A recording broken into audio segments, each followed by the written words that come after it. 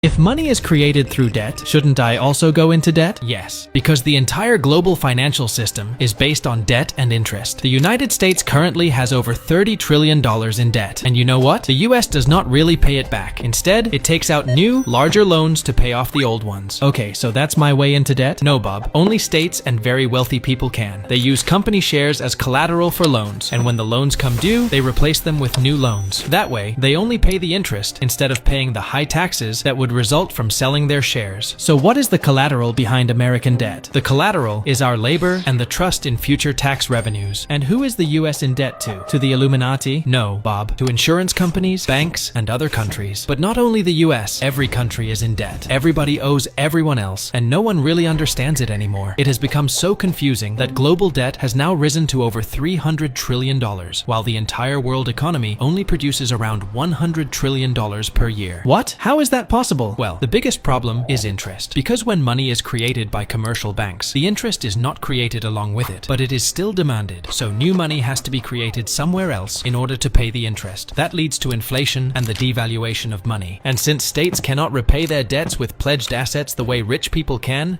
they remain trapped in an endless cycle of interest and inflation. But how did it get this far? Good question. I'll explain that next time if you don't forget to follow.